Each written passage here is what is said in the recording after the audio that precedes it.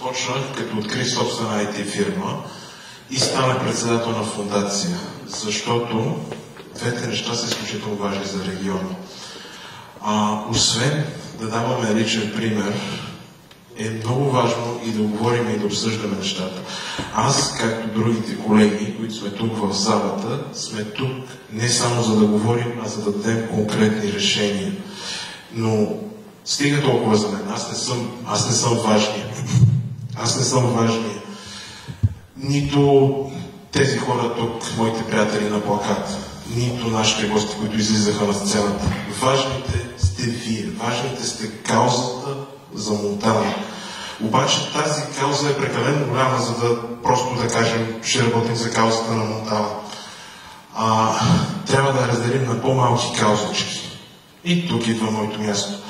Ще работя и това, което искам, каузата, към която искам да ви привлека и вас, защото заедно трябва да свършим тези неща, е да дигитализираме община Монтана. Да дадем лесен начин на гражданите да общуват с общината, да подават своите сигнали, да изваждат заявления, ако ще да зададат някакъв въпрос. Това е изключително важно за едно общество.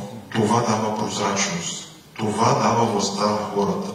Следващото нещо, което трябва да направим заедно, следващата кауза, към която искам да ви поканя да се включите, е това да подпомогнем малкия и средния бизнес. Това е сърцето, това е кръвта на едно общество, без които то не може. Бизнесът е решение на проблем, който хората имат. И изключително важно това нещо да се насърчи в нашия край, за да може той да се развива бързо, адекватно и с нормални темпове. Тези неща, които ви говоря сега, са много хубави и са едни каузи, които за всяка една трябва да застанем.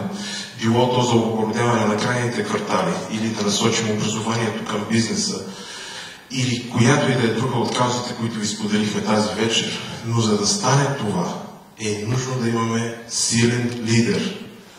Силен лидер, който да ни води по пътя, и аз лично виждам него в лицето на госпожа Теменужка Цветкова. Благодаря ви.